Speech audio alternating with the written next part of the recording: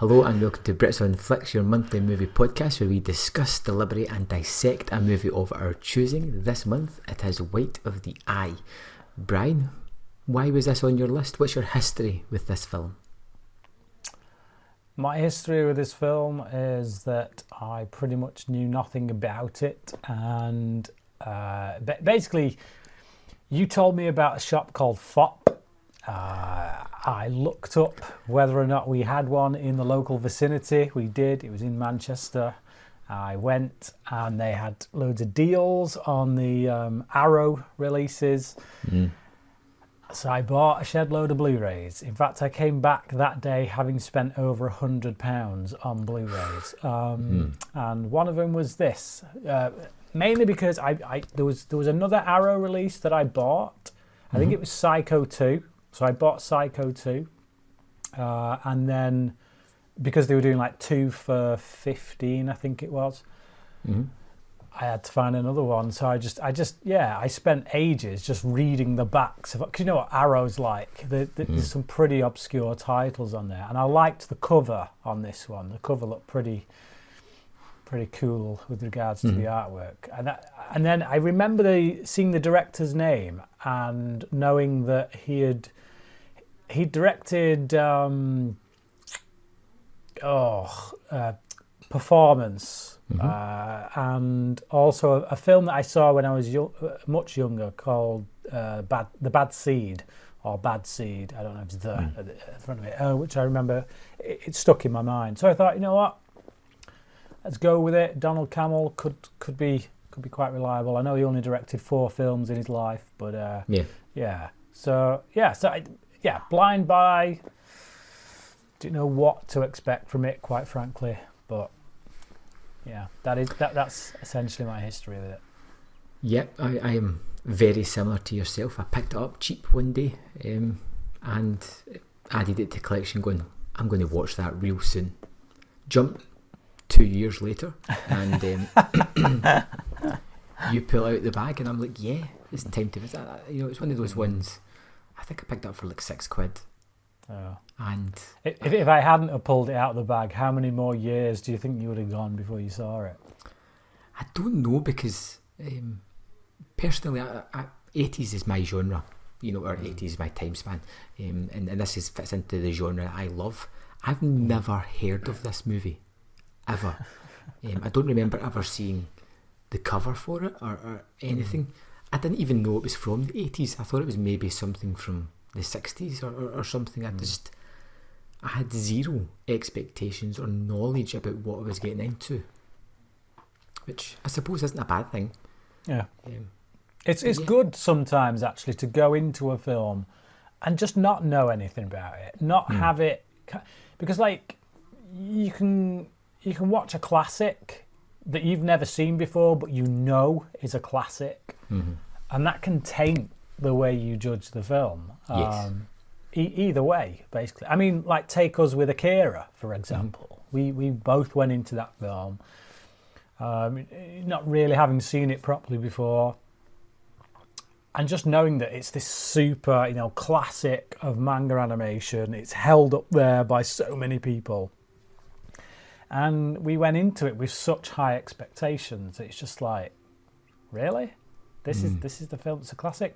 So yeah, it is quite refreshing to come into a film and not know anything about it. And the circles that we both move in on YouTube, you know, we know a lot of horror tubers. I'm on Scream Stream with 3 guys who all, you know, love horror movies, and I don't think I've ever seen any of them kind of review this on their channel. So yeah, it's nice to just to not know anything about it, not know anyone who knows anything about it, and just completely form your own opinion of it based on that, really. So yeah. So let's get to your opinion, but first we need a synopsis. We do. This was a tricky one. It was a real tricky one. So yeah, White of the Eye. After a series of brutal murders in Tucson, Arizona, Paul White, an audio tech specialist, becomes the prime suspect. However, his wife Joan provides him with an alibi, informing the police that he had been sleeping with one of his customers, Anne Mason, on the night the last victim was killed. But Joan later discovers some human remains concealed in the bathroom and realises that Paul actually is the killer.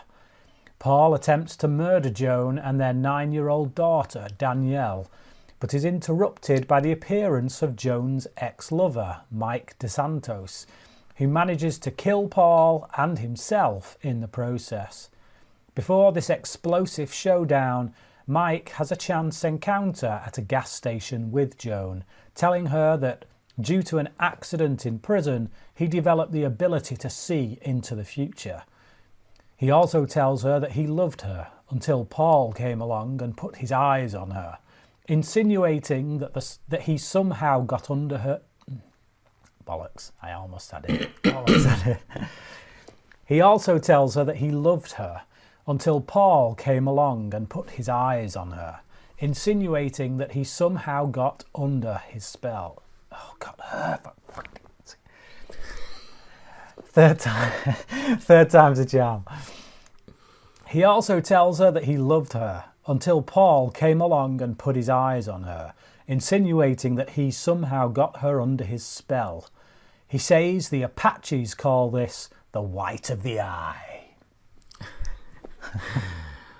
Okay, the first thing I noticed about this movie is that it would make a nice thematic trilogy along with two of our previous reviews, The Hitcher and Cold in July. It seems to fit in a little bit with them, set in that sort of Texas Tucson area, the sort of town surrounded by nothing, these people that live in their own kind of world. I just wasn't sure what I was getting here. The movie opens with a killing at the start of a woman going home who is then brutally murdered, thrown all about her kitchen to the demise of a goldfish as well, which is just terrible. What did you make of this opening scene? The opening scene was, for me, it kind of symbolised what I was expecting going in and going forward. I honestly, I thought we would get a lot more of this kind of stuff throughout the film. And, the opening does set it up as that typical kind of 80s slasher. You start with a kill. You think of Halloween, with the opening kill really sets out the stall. And yeah, like I say, most of the 80s kind of style slashers. But there's very little of this, actually.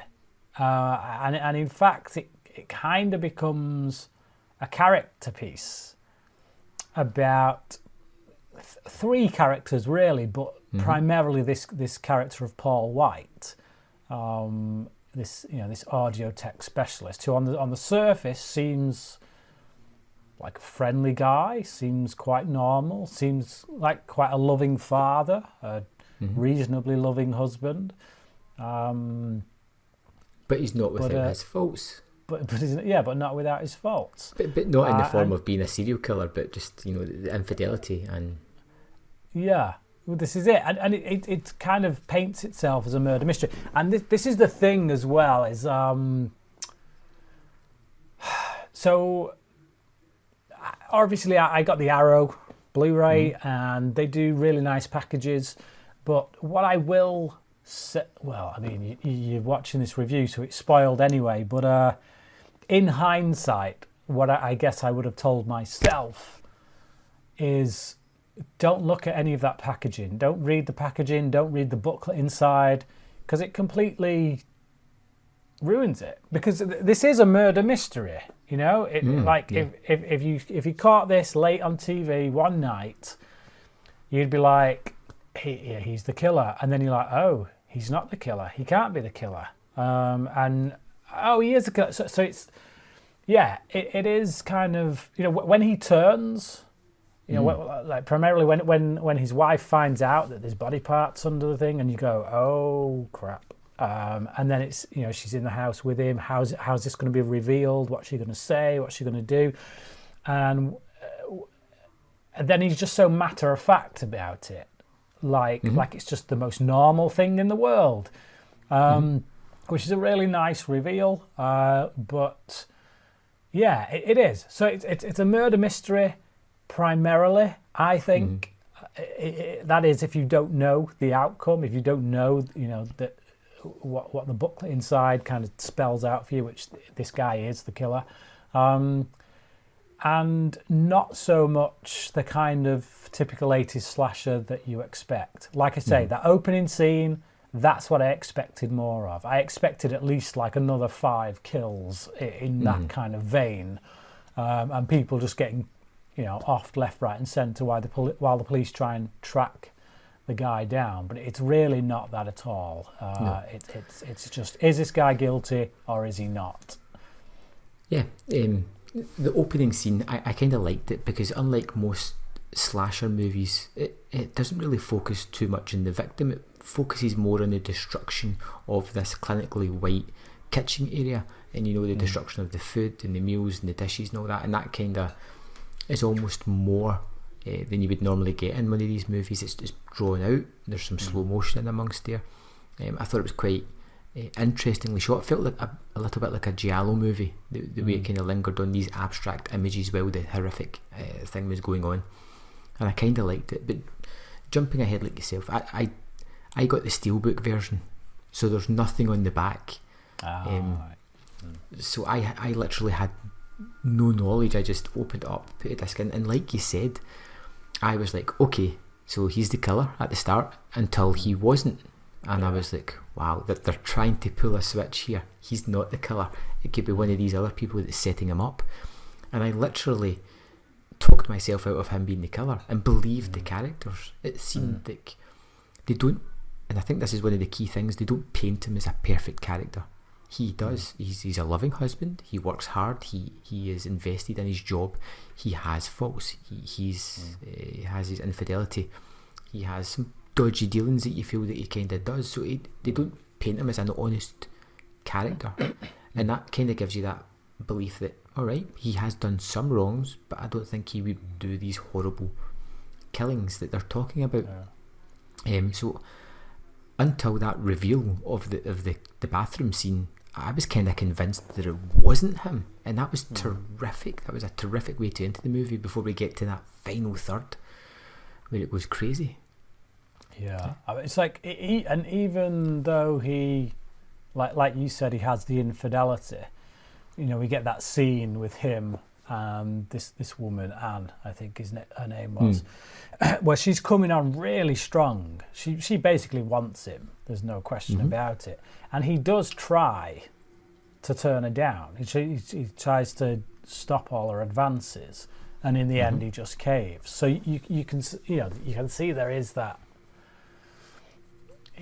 desire to be decent there. Or that's what it appears like anyway. But yeah, in actual fact, we get to the end of the film and we realise it's just a complete disdain for women. One thing we've not really touched on as well is the structure of the story, because we kind of have two parallel tales going on here.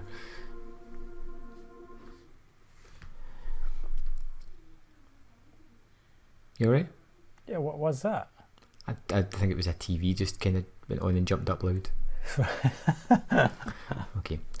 So one of the things we haven't really talked about here is the structure of the story. We have two kind of parallel stories going on. We have the story of Mike and I forget the wife's name. What's her name again, Bryan? Cathy Moriarty. Yeah, can't remember. Yeah. We have the tale of them on their journey to California, and then we have the tale of current day where she is with a kid with this guy, Paul, and it kind of flits back and forth, and you get a mystery in who is the killer, what's going on here, but you also get the mystery on why did this couple break up, why did she move on with Paul, what happened in between, and it also gives you a nice red herring, as in, could Mike be the person that's behind all this? Could this be his retribution for losing the love of his life? And you're never quite sure you've got a couple of mysteries, you've got a couple of things going on. It always keeps you guessing on where these characters are going next. See, I wish I could have seen it in that light. I really do.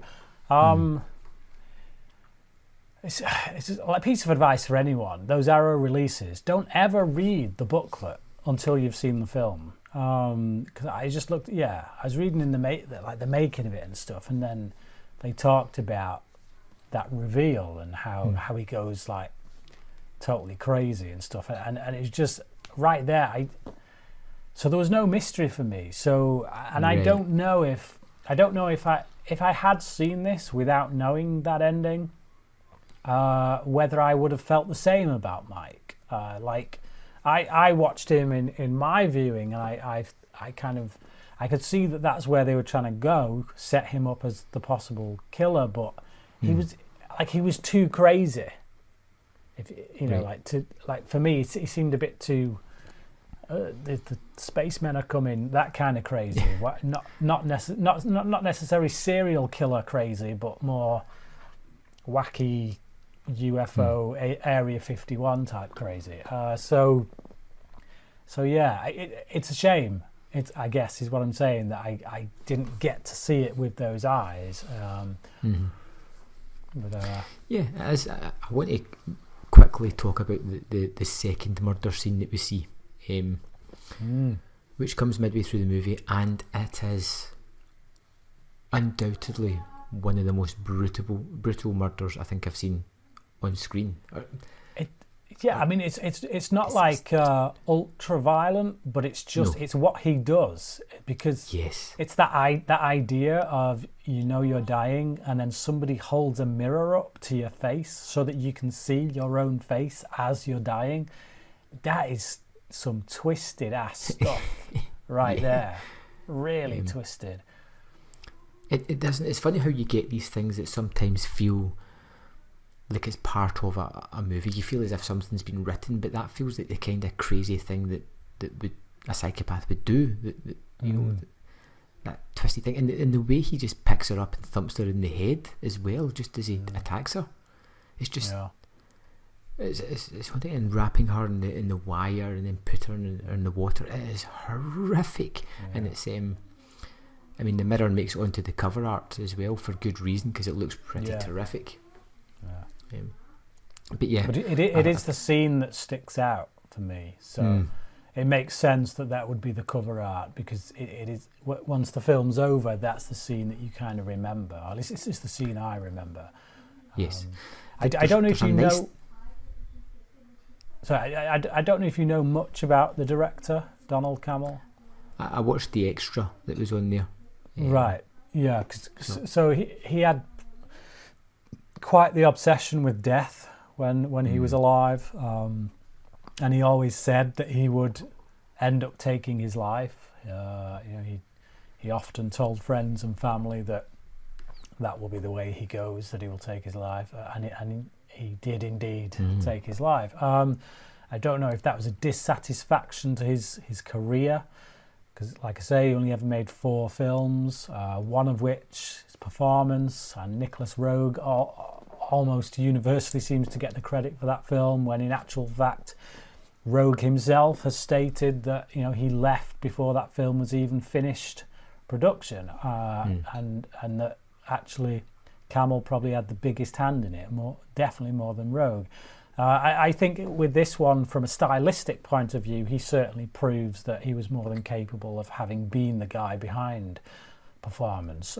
But I feel like that kind of obsession with death creeps in here. Well, it doesn't creep in. It's in technical vision for all to see. And I feel like that scene there, in which he holds the mirror up to that victim, does almost feel like. I guess knowing Cammell's backstory, knowing what type of person he was, you can see where that comes from. I guess that he was obsessed with death. He literally holds a mirror up to it here. He's got a bit of an obsession with kind of getting behind that curtain, so to speak. So it is. It's really interesting. One of the things another thing that I found quite interesting was this hint, a small flavour of Native American mysticism that touches through the movie. And the fact that they never go too deep in it, which I think is an interesting choice, and I like that idea, because I think going into it too much could have wasted it. I can see that you've got different thoughts, but what do you think then? This is my main criticism of the film. Right. Okay. To be honest, I don't think it goes deep enough. Right. I don't feel like we need, a huge backstory on Native American history or anything, but I just I read the synopsis to you at the beginning, and that conversation that Mike has with Paul's wife. A lot of what I read in that synopsis, I didn't write that. I cribbed that synopsis from other places, and I personally didn't get what that synopsis told me from that scene. And I watched that scene twice. I get the sense that the guy, essentially had his woman stolen, and then he says, the Apaches call that the white of the eye, and it's like, call what the white of the eye? Exactly. It's like I get, again, this guy's crazy. He's a few tools short of a bag, but it's just like, I because it's such a big part of, well, it's the title. It's the flipping title of the film, you know what I mean? So if there is some kind of mystical thing attached to it, I kind of want to have some understanding as to what that is. I never really go with what Mike says. That there's a moment at the start where one of the policemen points out that the north, east, southwest is colours for the Native Americans, and he points out that this seems like colourised, and then at the end Paul's done up with the colours on him, the blue, red, yellow and white is all on him as well. I was taking it all from Paul's perspective, because he's obviously, and I could be reading into it, he's somebody that spent a lot of time here hunting in the wilderness, has probably dealt with the Native Americans at certain points, and is, cribbed on some of their beliefs to his own ends, whether it's influenced his misogyny or whatever, or been a tool towards that. Who knows? But I kind of like the fact that it isn't answered for you. It's just there in the background, just peppered around, hoping that you might pick up on things like that. And because they don't explain it, because they don't go in depth to all the facets of it, it leaves it more open for interpretation. And so I suppose that's my kind of ramblings in that. Yeah, I just like, I get the display stuff. My grumble is that the title of the film, White of the Eye, doesn't come from that stuff. It doesn't come from anything the cop tells us about the serial killer's modus operandi or whatever. It comes only from what Mike says. That's where we get the title of our film from, and I am clueless really as to what he's ranting about. So I don't know. It just give your film a different title, I guess, because when that's your title and then a character says that, then it should have more weight. It should have impact. It should clue me into whatever the film is trying to say, I guess, if indeed it is trying to say something. And it's not just that scene. There's a lot of scenes in this where I feel like they're very loosely strung together. Like the connective tissue between them is quite a thin thread. Mostly on the back end of the film, I think. Like when all the chaos ensues and just starts kicking off, you're kind of like, what? Like for example, she, the wife does a runner. There's a nice little car chase. She has a crash. She's running from her husband, and then all of a sudden, Mike just turns up He's just randomly there, and it's like, so are we to take it from that his little speech about being able to see into the future or whatever is true? Was he waiting there because he knew it was going to happen? But it's just not much is made of it. That's the thing. Like the wife or anyone didn't go, dude, what the hell? Have you been following us? Like what? Like how did you even know to be here? Any stuff like that. And then the other one was when the wife finds the stuff in the bathroom. Her reaction to it is a non-event. It's literally like she's just discovered that her husband is the one who has been using the tea towels on the dirty plates instead of cleaning them properly, and she's come in to just say, what's going on with the towels? Can you not clean the plates properly first? Yeah, come on, and it's like, it's just in that moment, should she not be like, I don't know. I think maybe it's down to the performance of the actress. I don't think she's particularly great an actress, to be honest. I don't know if I've seen her in anything else, so I'm only going off the strength of this. But I wasn't sold on her abilities here. She didn't kind of... Although there were times when, there's a little bit later on, just after that, where she does genuinely get upset. But I don't know. I just feel it takes too long to get to that point. You've literally just discovered body parts in your bathroom. It's like, why that? But it's only a hand, Brian. It's only several hands. People can survive without a hand. Some people have potpourri. Right, this guy has hands in a bag. Yeah, I get your point on that. It is. Yeah. It's just like, hey honey, I said I needed a hand, not several. Yeah. But it's not the story. It's not so much the story that bothers me. It's not the style, because I like the way it's shot. I think it's nicely stylized. I think there's some good bursts of action and some genuine moments of threat and things like that. And like I say, the kill sequences are really effective. I do like the story from what I can tell is going on. This between these three characters.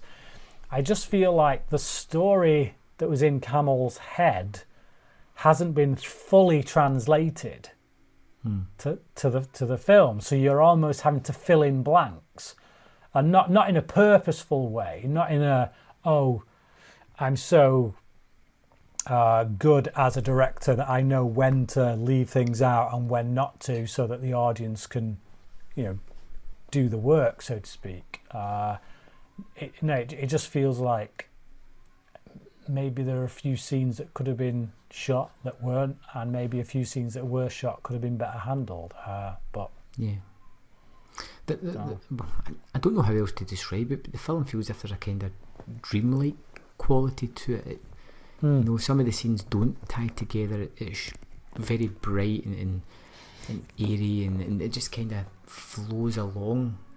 Sometimes it's not a long movie, but it feels at certain points as if it's just coasting by, and then there'll be like a rapid change in pace, or there'll be a tense scene that just kind of dissipates into this kind of ether again. It's a very weird movie that I liked. I wouldn't say I hated, and I would go back to it again more out of curiosity than anything else, just to see what I had missed or to clarify more things. And to be honest, I think I would come away with more questions than answers.